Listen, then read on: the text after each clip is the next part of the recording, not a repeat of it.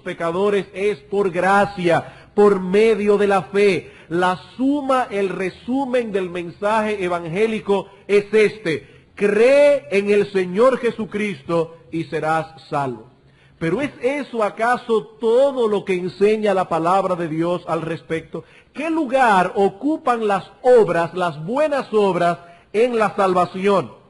El apóstol Pablo nos dice al respecto que la salvación es por gracia, por medio de la fe, no por obras para que nadie se gloríe. Pero inmediatamente añade, porque somos hechura suya, creados en Cristo Jesús para buenas obras. Así que no somos salvos por medio de las obras, pero el que es salvo obra de acuerdo a lo que nos enseña este texto. Santiago nos dice que una fe sin obras es una fe muerta. He aquí el balance que nos presenta las Sagradas Escrituras. Cualquiera diría que se trata de una enseñanza tan simple que no admite torcedura de ningún tipo. Sin embargo, ¿qué vemos en la práctica? Vemos en la práctica como muchos se han ido a los extremos en esta doctrina. Algunos han sobreenfatizado el lugar de las obras en la salvación, y al hacerlo han anulado la doctrina de la justificación por la fe, han anulado la salvación por gracia. Pero otros han sobreenfatizado el lugar de la fe en detrimento de las obras, y por consiguiente han perdido de vista que aquellos a quienes Dios justifica, también los santifica. Ambos grupos han deformado la verdad, y al final de cuentas lo que enseñan no es otra cosa que una herejía. ¿Cómo podemos nosotros guardarnos de cometer ese error? Estudiando los detalles a la luz del todo. En otras palabras, yendo de lo general a lo particular. El Sermón del Monte no es lo único que Cristo enseñó. Y si queremos interpretar correctamente esta porción de la palabra de Dios, debemos tener el cuidado de no apartarnos ni a derecha ni a izquierda de la enseñanza global contenida en las Sagradas Escrituras. Es probable que al momento de anunciar aquí en este púlpito que se iba a predicar el Sermón del Monte, algunos estaban ya esperando que llegáramos a ciertos detalles del sermón, a ciertas porciones que le causan más perplejidad. ¿Qué quiso decir el Señor cuando declaró: al que te pida dale, y al que quiera tomar de ti prestado no se lo rehuses? ¿Quiere decir esto que cualquier persona que nos pida cualquier cosa prestada debemos dársela? O quizás usted tiene una inquietud con otro lugar, con otro aspecto del Sermón del Monte. Cuando veamos esos detalles, así como otros detalles del sermón a la luz del todo, notaremos que su interpretación cae por su propio peso, vendrá en una forma natural. Pero no debemos ir directamente a los detalles, debemos ir de lo general a lo particular. Por ello, lo primero que vamos a hacer en esta serie de sermones en esta mañana es detenernos a considerar algunos aspectos generales del sermón que nos ayudarán a considerar luego cada una de sus partes. Hoy estaremos viendo una introducción general a esta porción de las Sagradas Escrituras. Y el primer aspecto que deseamos tocar en esta mañana es el trasfondo del sermón. El trasfondo del sermón. Si queremos interpretar correctamente estas palabras, debemos situarlas en un marco de referencia correcto desde un punto de vista bíblico, político y religioso. ¿Cuál es el trasfondo de este sermón bíblicamente, políticamente y religiosamente? Comencemos por el aspecto bíblico. El Sermón del Monte se encuentra situado en el Evangelio de Mateo, que es el primer libro del Nuevo Testamento, y por lo tanto el que dio por concluido el largo silencio que siguió al ministerio de Malaquías, el último profeta del Antiguo Testamento. Luego que Malaquías escribió este libro, Dios estuvo callado durante 400 años. Dios no envió profetas a su pueblo. El pueblo de Dios no tuvo revelación divina durante todo ese periodo.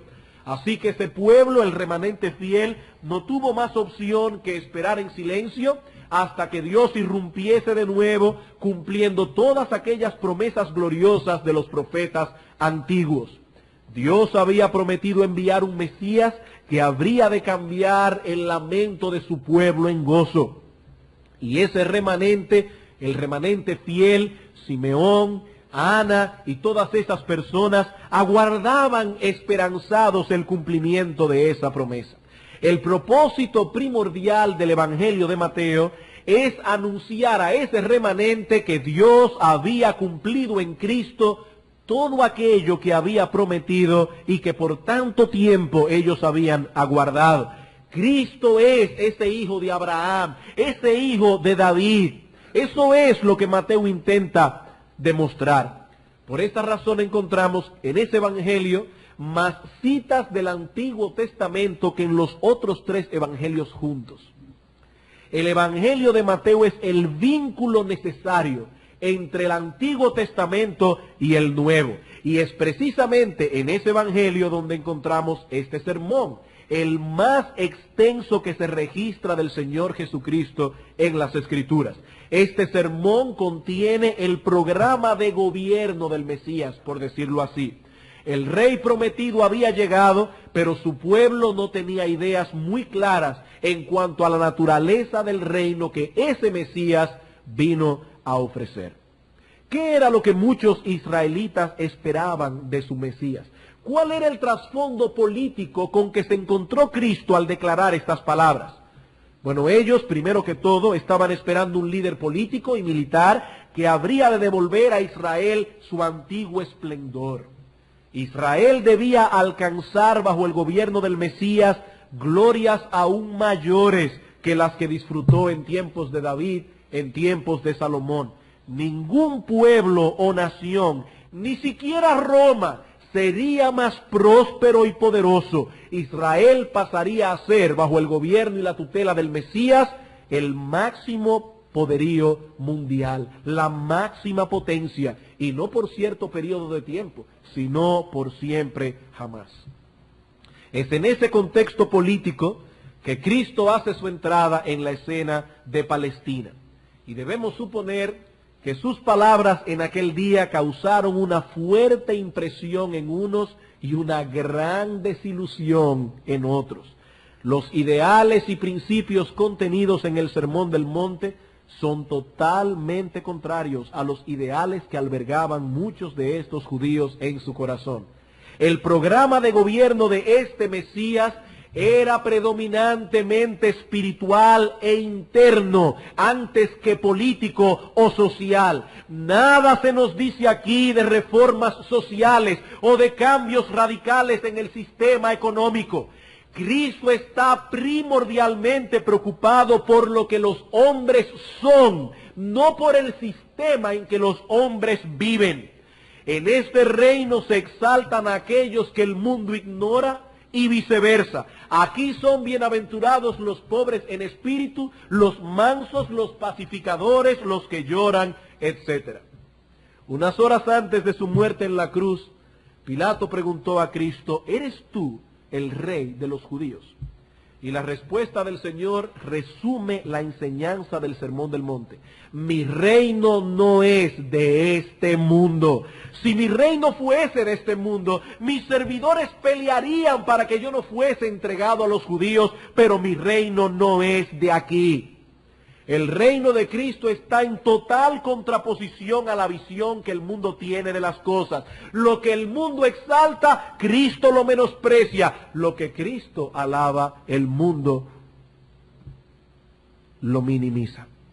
Aquí se cumple aquello de que lo que los hombres tienen por sublime, Dios lo tiene por abominación. Los ciudadanos del reino de Cristo no podemos ser aceptados por el mundo porque nosotros representamos lo que el mundo rechaza, mientras que nosotros rechazamos aquellas cosas por las que el mundo suspira, aquellas cosas por las que el mundo se afana. Y en cuanto al panorama religioso que sirve de trasfondo a este sermón, el asunto no era menos confuso. Jesús ministró en medio de una sociedad muy compleja en lo que a religiosidad se refiere. En el escenario religioso de Palestina había 4 grupos disputándose la hegemonía religiosa. Por un lado estaban los fariseos, por el otro los saduceos, más allá estaban los esenios y más atrás los celotes.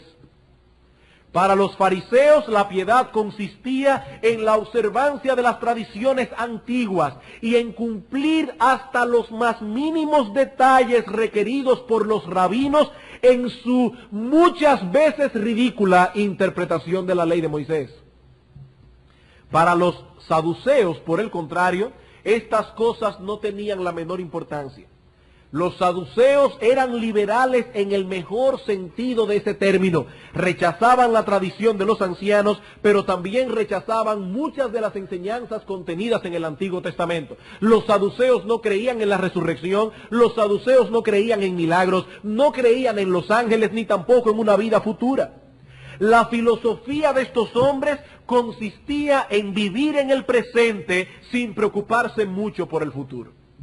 Por el otro lado, los esenios pensaban que la verdadera piedad significaba una separación literal de la sociedad. Estos hombres promulgaban el ascetismo y el aislamiento. Y finalmente estaban los celotes, unos fanáticos nacionalistas para quienes la religión no era otra cosa que un activismo político radical. Para ellos no había otra manera de servir al Dios de Israel que tomar las armas y levantarse en revolución contra el Imperio Romano. Qué interesante el panorama religioso. Como alguien ha dicho, los fariseos decían, vamos hacia atrás. Los saduceos decían, no, vamos hacia adelante. Los esenios decían, vámonos hacia afuera, y los celotes, vámonos en contra. He aquí, en pocas palabras, la esencia de lo que estos grupos religiosos enseñaban. Los fariseos eran tradicionalistas, los saduceos modernistas, los esenios separatistas y los celotes activistas.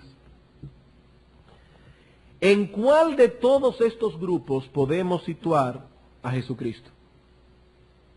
En ninguno de ellos. Cuando leemos el Sermón del Monte vemos que Cristo tenía mucho que decir a cada uno de estos grupos. A los fariseos hizo ver que la verdadera espiritualidad no consistía en lo externo, sino aquello que afecta nuestro corazón y nuestro andar delante de Dios, no delante de los hombres. A los saduceos enseñó que su racionalismo era contrario al espíritu de la fe. A los esenios que la piedad ha de comenzar en el corazón antes que por el cuerpo. Y a los celotes que la palabra clave no era revolución, sino adoración. A todos los guió al mismo punto. La vida recta delante de Dios se proyecta de adentro hacia afuera. La piedad comienza en el corazón y se traduce en una vida justa delante de Dios. Donde no hay un corazón recto, no puede haber una vida justa. Donde no hay una vida justa, podemos concluir que no hay un corazón recto. Como diría Jesús más adelante a los fariseos, limpia primero lo de dentro del plato y del vaso. ¿Para qué? Para que lo de afuera también sea limpio. No podemos tener un vaso limpio por dentro y sucio por fuera. No podemos tener un vaso sucio por fuera y limpio por dentro. Ambas cosas deben estar allí. He aquí entonces, hermanos, el trasfondo de este sermón que hemos de exponer a partir de hoy.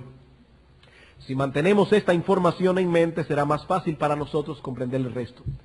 Pero hay un segundo aspecto al que deseo llamar vuestra atención en esta mañana, y es al predicador de este sermón. No solamente su trasfondo, sino también al predicador de este sermón.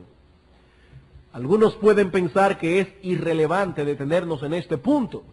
No hay que ser un exégeta muy profundo para saber que quien predicó este sermón no fue otro que nuestro Señor Jesucristo.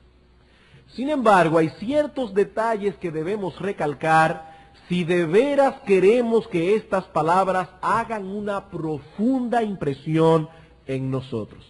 Consideremos primeramente la naturaleza de este predicador. La naturaleza de este predicador. Sin duda alguna, muchos buenos sermones han sido predicados en el mundo. Probablemente algunos de ustedes puedan decir que han escuchado o leído en algún momento de su vida un buen sermón. Un sermón que ha impactado sus vidas profundamente.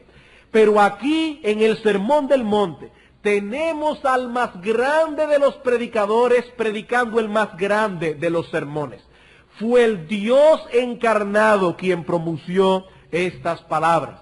Así que cuando Jesús nos dice que son bienaventurados los pobres en espíritu, que son bienaventurados los mansos, no hay lugar aquí para equivocaciones o para exageraciones. Muchas veces nosotros los predicadores podemos en un momento decir algo inadecuado, pero en este sermón no encontraremos ni una sola palabra fuera de lugar. No encontraremos una sola exageración, no encontraremos una sola equivocación.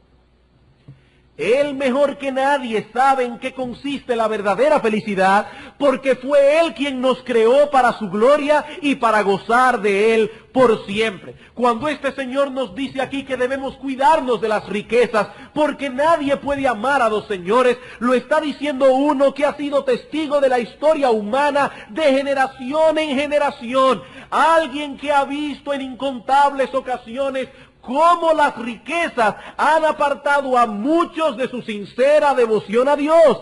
Él lo ha visto porque Él ha sido testigo de la historia humana desde el huerto del Edén. Es el Dios encarnado. Pero no solo hemos de considerar la naturaleza del predicador, sino también su carácter. Su carácter. Alguien definió la predicación como verdad transmitida a través de la personalidad. Eso es predicación. Y puedo decir que se trata de una definición muy acertada. Cuando vamos a la iglesia, no vamos simplemente a escuchar un sermón, vamos a escuchar a un hombre predicar. Vamos a escuchar a un hombre predicar. Y si el carácter de ese hombre no nos convence, tampoco nos convencerá su predicación. Y es aquí precisamente donde radica el poder de este sermón que conocemos como el Sermón del Monte. No somos impactados únicamente por las palabras del predicador, sino también por el predicador de las palabras. ¿Deseas interpretar correctamente este mensaje? Estudia la vida de Cristo, porque Él ejemplificó como nadie cada una de las cosas contenidas en este sermón. De hecho, su vida entera fue un sermón, de principio a fin. Ni aun sus enemigos pudieron abrir su boca cuando Él les preguntó: ¿alguno de vosotros me redarguye de pecado? Ni sus enemigos pudieron abrir la boca. ¿Quién de ustedes puede señalarme una falta?, decía Cristo. Este sermón es poderoso porque fue Cristo quien lo predicó. Cada palabra que salió de su boca en ese día llevaba el sello de su deidad y el sello de una vida perfecta. Mateo capítulo 7, versículo 28. Noten cuál fue el resultado de sus palabras. Y cuando terminó Jesús estas palabras, la gente se admiraba de su doctrina, porque les enseñaba como quien tiene autoridad y no como los escribas. Hemos visto entonces el trasfondo del sermón, así como la naturaleza y el carácter del predicador. Veamos ahora su estilo. Su estilo. Hay un detalle en nuestro texto en Mateo 5 que no debemos pasar por alto. Mateo nos dice que Jesús subió al monte y sentándose vinieron a él sus discípulos. Sentándose. Esta era la costumbre de los maestros en Israel. El sentarse para enseñar era una indicación de que lo que se diría a continuación vendría con el peso de la autoridad del que enseñaba.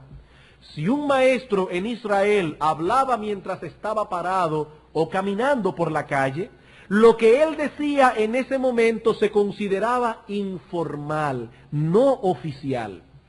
Pero si estaba sentado, al hacerlo su enseñanza entonces tenía otro matiz. Por ejemplo, en Mateo capítulo 23, versículo 2, el Señor nos dice, hablando de los maestros en Israel: en la cátedra de Moisés se sientan los escribas y fariseos. La palabra cátedra significa literalmente en griego asiento. El asiento desde el cual los rabinos de Israel hacían uso de la autoridad que poseían como maestros oficialmente constituidos. El Señor acostumbraba enseñar en esa posición. Más adelante Él les diría a los fariseos que lo estaban juzgando en Mateo 26:55, cada día me sentaba con vosotros enseñando en el templo y no me prendisteis. Me sentaba a enseñar. Aún en el día de hoy se nos dice que el Papa habló ex cátedra, desde su silla de autoridad, cuando hace algún pronunciamiento oficial como jefe de la Iglesia Católica. Para los fieles católicos romanos, no poseen el mismo peso las palabras que el Papa habla, por ejemplo, cuando camina por los jardines del Vaticano, que cuando él habla ex cátedra, de acuerdo a la doctrina constituida en el Concilio de Trento en el año 1530 y tanto, cuando el Concilio Vaticano I, en el 1800 y tanto, cuando el Papa habla ex cátedra es infalible. Infalible, no puede equivocarse y sus palabras tienen un peso de obligación moral sobre cada uno de los componentes de la Iglesia Católica Romana. No voy a tomar el tiempo aquí para rebatir esa presunción, pero estamos usando el ejemplo para entender lo que significa hablar desde una cátedra, hablar desde un asiento. Así que lo que Mateo desea recalcar aquí es que este sermón pronunciado por Cristo aquel día en uno de los montes de Israel llevaba el sello de su autoridad mesiánica. Era un pronunciamiento oficial del Mesías que había venido a instaurar su reino. Y no pensamos que se trate de una mera casualidad el hecho de que haya sido pronunciado en un monte. ¿Cuál fue ese monte? No lo sabemos con certeza, pero desde que Cristo pronunció este sermón en ese monte, ese monte dejó de ser un monte y ahora es el monte. Subió al monte, no a un monte, sino a ese monte que Cristo consagró aquel día. Y gracias al Señor que no sabemos con exactitud cuál es, porque los hombres son tan dados a la superstición que serían capaces de adorar el monte. Y ahora tendríamos la religión de los adoradores del monte. Y seguramente a alguien se le hubiera ocurrido que el que sube ese monte se le perdonan muchísimos pecados. Pero ¿por qué Cristo enseñó en un monte y no en otro lugar? Bueno, debemos tomar en consideración el hecho de que fue también en un monte donde Dios descendió a traer la ley a su pueblo en los tiempos de Moisés. Y fue ahora en un monte el lugar que Cristo escogió para predicar un sermón que precisamente incluye como uno de sus puntos principales una correcta interpretación de aquella ley que fue entregada en el Sinaí. Dios descendió en el Sinaí, Cristo subió al monte. Dios mismo dio la ley, Cristo, el Dios encarnado, dio su interpretación. Más tarde habría otro monte, el monte Calvario, en el que Cristo sería crucificado, cargando sobre sí la maldición de la ley, donde la redención de su pueblo sería efectuada para que entonces podamos vivir a la luz de lo que Él predicó en este sermón. El sermón del monte. Hemos visto entonces, en primer lugar, el trasfondo del sermón, en segundo lugar, su predicador, en tercer lugar, su estilo. Y ahora veremos, en último lugar, otro aspecto de suma importancia, sus destinatarios. Sus destinatarios. ¿A quiénes fueron dirigidas estas palabras y a quiénes se aplican hoy día? Este es probablemente el aspecto más conflictivo del sermón. Algunos, por ejemplo, piensan que estas palabras fueron dirigidas a los perdidos, para mostrarles cuál es el camino de la salvación. De acuerdo con esta declaración, el Sermón del Monte enseña un camino de salvación por obras y no por gracia. Baste con citar Efesios capítulo 2, versículos 8 y 9 para evidenciar el error de esta posición.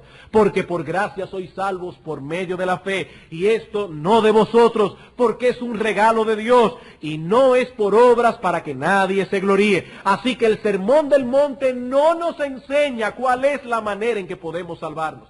Esa no fue la intención de Cristo al pronunciar estas palabras.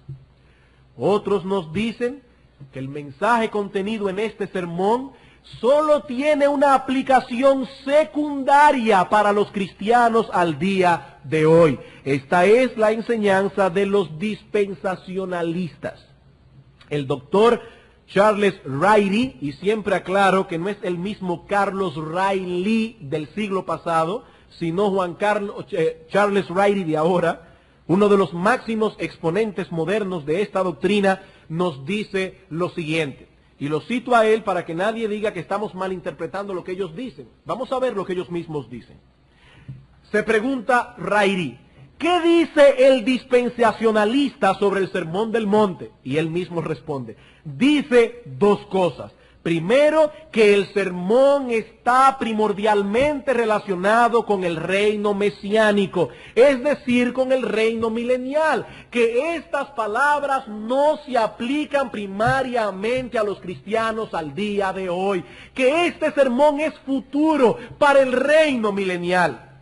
Pero, dice él, en segundo lugar, como toda escritura, el sermón es aplicable a los creyentes de esta era.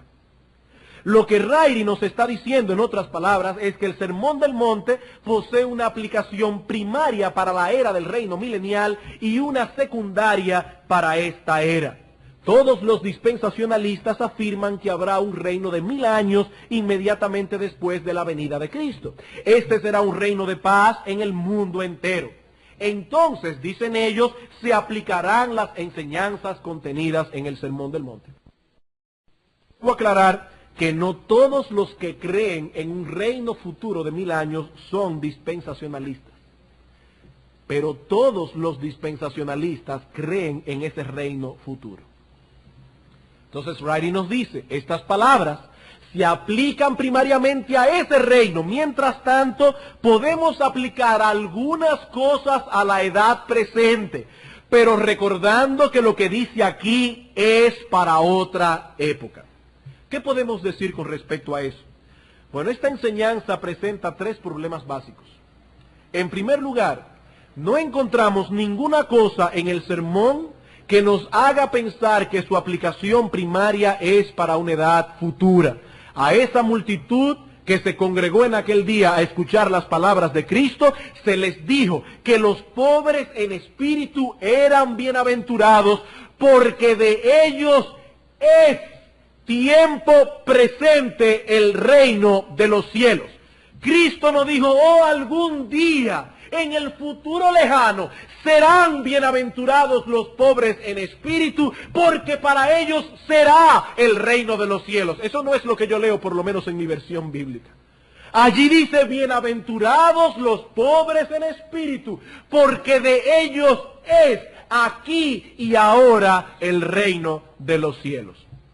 En segundo lugar, esta teoría entra en contradicción consigo misma. Los dispensacionalistas creen en un reino de 1000 años, donde los cristianos reinarán con Cristo y disfrutarán de una paz desconocida hasta entonces. Yo me pregunto, si el Sermón del Monte es para ese tiempo milenial, ¿qué quiso decir el Señor cuando dijo que eran bienaventurados los que padecían persecución por causa de la justicia? Se supone que en el milenio nadie va a ser perseguido por ser piadoso. Pero el texto dice, versículo 10 de Mateo 5, bienaventurados los que padecen persecución por causa de la justicia, porque de ellos es el reino de los cielos. Bienaventurados sois cuando por mi causa os vituperen y os persigan y digan toda clase de mal contra vosotros mintiendo. Gozaos y alegraos, porque vuestro galardón es grande en los cielos, porque así persiguieron a los profetas que fueron antes que vosotros. ¿Saben una cosa? En mi biblioteca tengo muchos libros dispensacionalistas y de los mejores autores. Y hasta el día de hoy, puede ser que lo haya porque yo no lo he leído todo, pero hasta el día de hoy yo no he encontrado una sola explicación de ese texto de parte de un dispensacionalista. Ninguno que yo sepa hasta ahora ha lidiado con este problema. ¿Qué quiso decir el Señor cuando habló de persecución si este sermón es para el milenio? Y en tercer lugar, y quizás el argumento más contundente de todos, es el hecho de que las enseñanzas del Sermón del Monte no son exclusivas de ese sermón, se repiten vez tras vez en todo el Nuevo Testamento. En todo el Nuevo Testamento. y en pasajes que hablan claramente de la vida del cristiano, aquí y ahora. Si somos creyentes, entonces Cristo es nuestro Rey. Ahora, estamos bajo su gobierno. Pablo nos dice en Colosenses capítulo 1, versículo 12, que hemos sido trasladados del reino de las tinieblas al reino del Hijo amado de Dios. Y si Cristo es nuestro Rey, he aquí en este sermón cuál es su programa de gobierno para nosotros. Así que no es cumpliendo el sermón del monte que seremos cristianos, como algunos dicen. Es que si somos cristianos debemos vivir así. Debemos vivir así. Pero los cristianos no somos perfectos. Nadie puede en este cuerpo no glorificado cumplir a la perfección lo que este sermón enseña. Bueno, en realidad no podemos cumplir a la perfección ningún mandamiento de Dios. Ningún mandamiento de Dios. Siempre nos quedaremos cortos porque Dios es perfecto y Él demanda perfección. Por eso es que la salvación es por gracia, por medio de la fe, porque si fuese por obras, nadie podría salvarse. Nadie podría salvarse. Como dijo el puritano Thomas Watson en una ocasión, aún nuestras lágrimas del arrepentimiento deben ser lavadas por la sangre de Cristo. Hasta nuestras lágrimas de arrepentimiento. Lo que estamos diciendo entonces al hablar de que la vida del cristiano es caracterizada por las palabras que están aquí, es que la vida del cristiano se caracteriza primordialmente por las cosas que el Señor dice en este texto. El cristiano es pobre en espíritu, aun cuando tiene que luchar diariamente con su orgullo.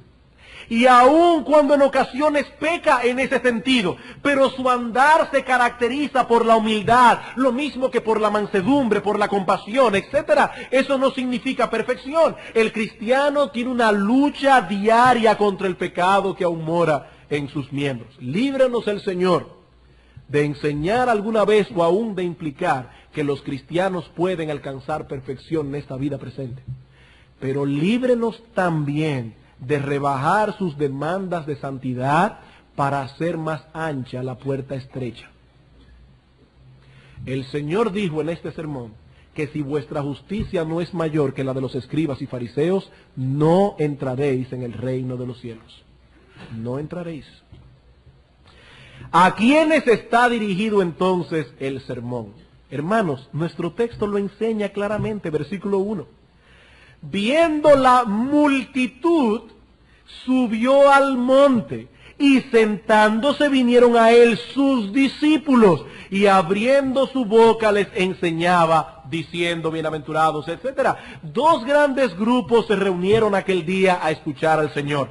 Primeramente estaban sus discípulos, aquellos que habían venido a él en arrepentimiento y fe. No debemos olvidar que nuestro Señor Jesucristo no comenzó a predicar cuando pronunció el Sermón del Monte.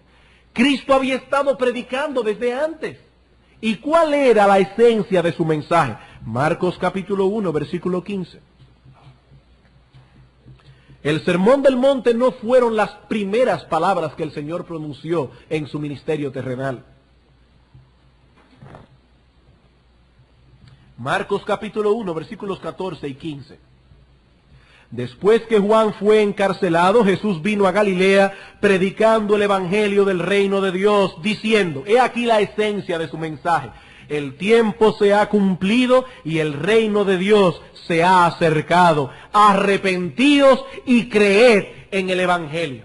He aquí la esencia del mensaje evangélico de Cristo. Arrepentíos, dad media vuelta de vuestra vida de pecado, abandonad el mundo y sus placeres y creed en el evangelio. Así que fue a los hombres y mujeres que habían recibido este mensaje a quienes Cristo dijo primariamente sus palabras aquel día. Allí estaban sus discípulos, aquellos que se habían arrepentido de sus pecados y habían creído en el Señor. Pero había muchos allí que aún no habían experimentado el verdadero arrepentimiento. Hombres y mujeres necesitados de salvación. Por eso al final de su sermón Cristo dice, entrad por la puerta estrecha. Porque ancha es la puerta y espacioso el camino que lleva a la perdición, y muchos entran por ella, pero estrecha es la puerta, estrecho, angosto el camino que lleva a la vida, y pocos son los que lo hallan. ¿A quién Cristo estaba diciendo eso? A las personas que estaban allí, que aún no se habían arrepentido. En cierto modo, es una situación similar a la que tenemos al día de hoy. Cada domingo venimos a la iglesia y hablamos primariamente a los cristianos que están aquí. Pero no olvidamos que hay muchos en medio nuestro que aún no han conocido la gracia salvadora, a quienes debemos persuadir a que vengan a Cristo en arrepentimiento y fe. Tenemos la convicción de que la predicación es el medio que Dios usa para traer a los pecadores a la salvación. Así que es nuestro deber hacer lo mismo que el apóstol Pablo, persuadir a todos a que abracen el Evangelio, a que entren en el reino. Bien, hermanos, no estoy terminando, pero a lo largo de este año, si el Señor lo permite, estaremos exponiendo las enseñanzas de esta extraordinaria porción de las Sagradas Escrituras. Y hemos dado una serie de elementos que son indispensables para una correcta interpretación de las enseñanzas contenidas en este pasaje. El trasfondo del sermón, su predicador, su estilo y ahora sus destinatarios, a quienes va dirigido el sermón. Pero quisiera ahora, en estos últimos minutos y a modo de conclusión, decirles por qué es importante que nos dediquemos al estudio de esta porción bíblica. ¿Por qué es importante que estudiemos el Sermón del Monte? 5 razones. En primer lugar, porque este sermón nos enseña la absoluta necesidad que tenemos de la obra redentora de Cristo. Este sermón nos enseña la absoluta necesidad que tenemos de la obra redentora de Cristo. Pocas porciones de la palabra de Dios muestran más claramente la desesperada condición en que el hombre se encuentra. ¿Qué hombre puede vivir a la luz del Sermón del Monte por sus propias fuerzas? ¿Quién puede decir que es pobre en espíritu, que es manso, que tiene hambre y sed de justicia por su propia fuerza? Hermanos, nadie puede cumplir lo que dice este sermón sin la gracia salvadora de Dios. Por eso es que insistimos, Cristo no está diciendo allí cómo un perdido puede ser salvo. Cristo está hablando a los salvos cómo se supone que deben vivir ahora que son salvos. Hay personas que dicen, oh sí, yo me voy a salvar, yo estoy viviendo de acuerdo a la regla de oro. Hermanos, ¿y quién puede cumplir a la perfección esa regla? Cristo dice, haz a los demás lo mismo que tú quieres que te hagan a ti. ¿Quién puede decir que vive a la perfección el contenido de esas palabras? Y si lo hace, si alguien aquí levanta la mano y dice, yo los remitiré a Éxodo 20, a un texto que dice, no mentirás.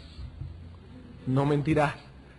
Eso no es verdad, eso no es verdad. Nadie puede cumplir a la perfección las palabras contenidas en este sermón. Por lo tanto, Cristo nos está enseñando allí que necesitamos de su obra salvadora, que necesitamos que su sangre nos limpie de pecado, porque somos pecadores, porque estamos en falta delante de Dios, porque como dice Romanos 3:23, nos hemos quedado cortos de alcanzar la gloria de Dios.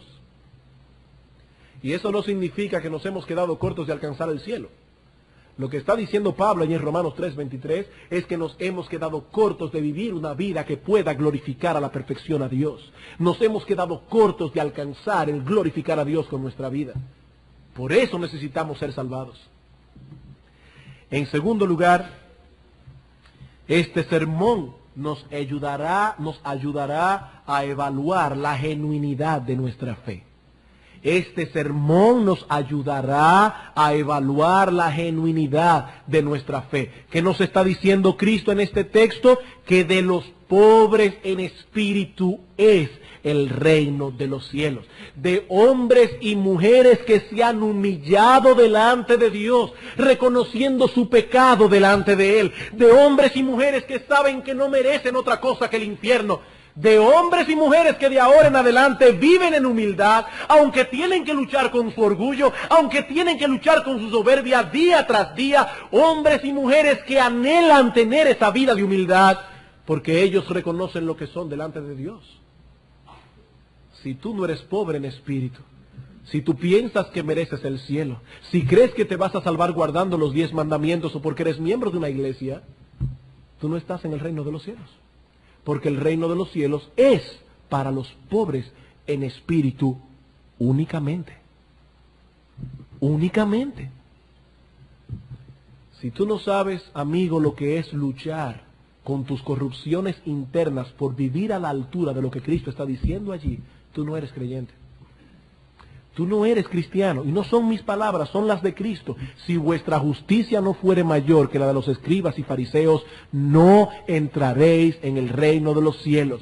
Y no olvides que Él es quien tiene la llave de David, el que abre y ninguno cierra, el que cierra y ninguno abre. Si Él dice que no entrarán, no entrarán. Así que este sermón será un buen filtro para que muchos evalúen la genuinidad de su fe. Es un deber de toda persona que profesa ser cristiano evaluar su fe. Examinaos a vosotros mismos, dice el apóstol Pablo en 2 Corintios capítulo 13, versículo 5. Examinaos a vosotros mismos si estáis en la fe. ¿Y cómo yo puedo evaluar tal cosa? He aquí la norma, he aquí el estándar, he aquí lo que Dios dice que un cristiano es. Tercero, este sermón es importante porque nos muestra cuál es el método evangelístico más efectivo con que la iglesia cuenta. Y eso sí es importante en nuestra generación.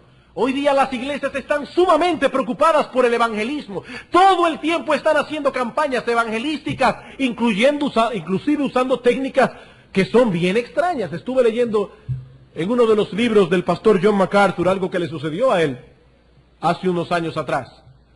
Fue a una conferencia de evangelismo y escuchó a un pastor hablar de cuál era su método evangelístico.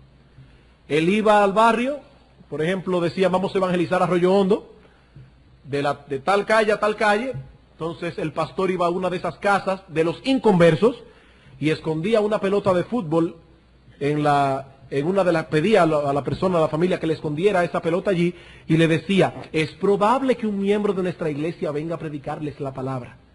El que venga se ganó la pelota de fútbol. Entonces el pastor se para en el púlpito y dice, hermanos, hemos escondido en la localidad una pelota de fútbol, el hermano que vaya a predicar, esa pelota es suya. Miren qué método más efectivo. Hermanos, eso es abominación delante de Dios. Eso es abominación delante de Dios. La iglesia está sumamente preocupada por el evangelismo y todo el tiempo campañas de avivamiento, campañas de avivamiento. Sin dejar la coletilla de traigan los enfermos. Hermanos, ¿qué dice Cristo en el Sermón del Monte? Cristo dice, sean pobres en espíritu, sean mansos, lloren su condición, sean pacificadores, tengan hambre y sed de justicia, y entonces seréis la luz del mundo. Entonces seréis la sal de la tierra, causaréis inquietud en aquellas personas que los rodean, porque verán que vosotros sois distintos, y es allí precisamente donde radica la eficacia de la iglesia de Cristo, en que somos diferentes. Hermanos, ¿quieren impactar a la comunidad donde vivimos?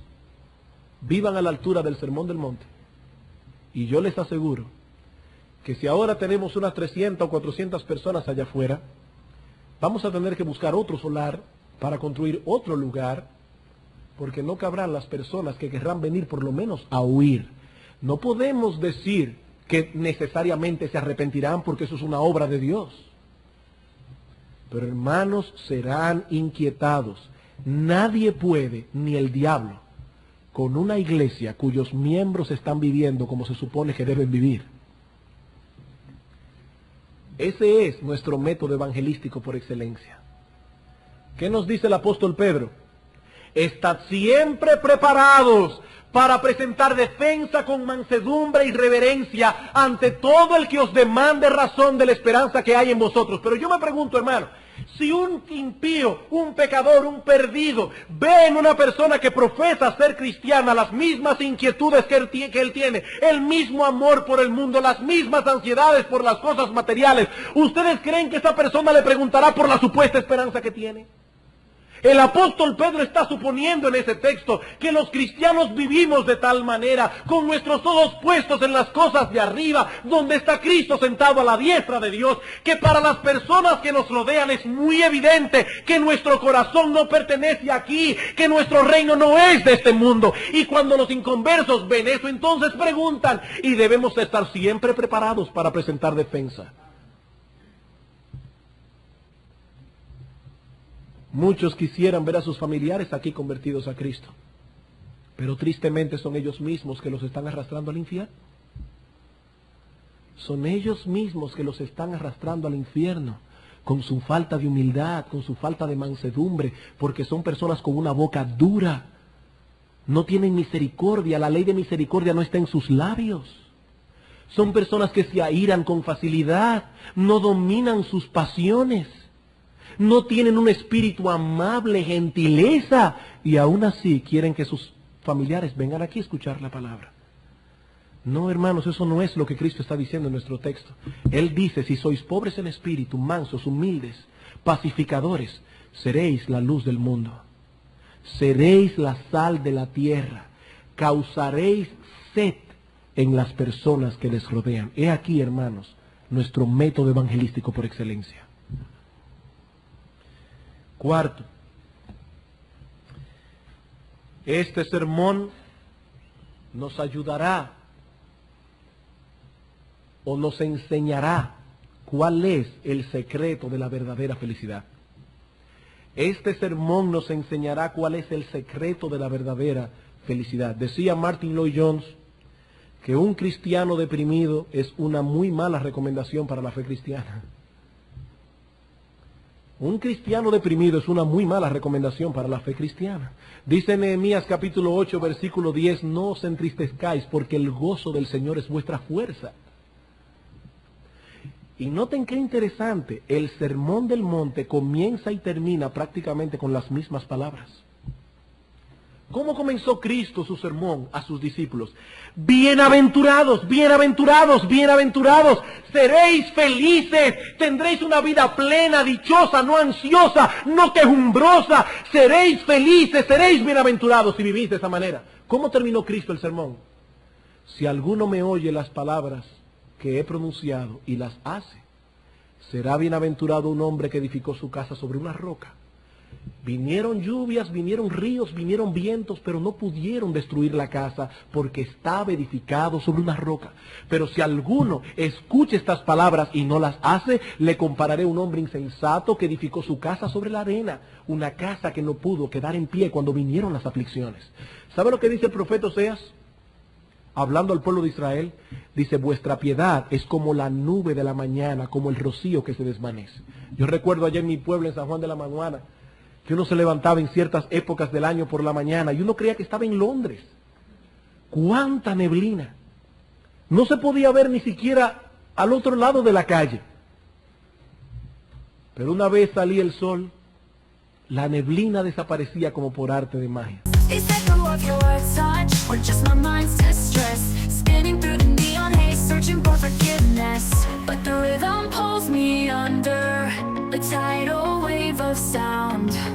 Washing away the heartache, I'm finally unbound. Lost in the electric currents, a symphony of light. Tonight I'm dancing with the shadows, and it feels so right.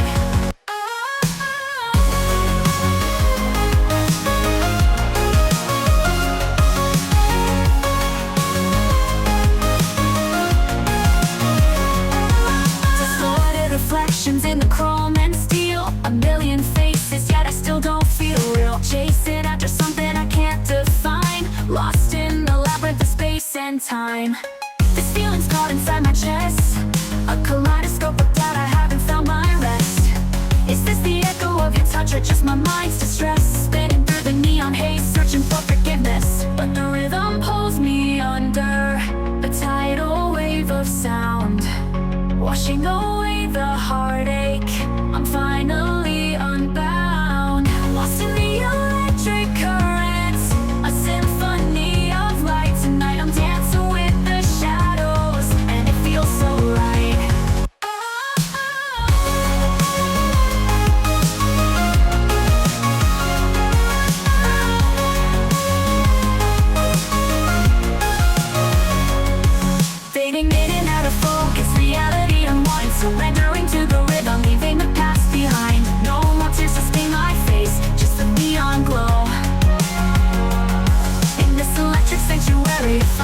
let go.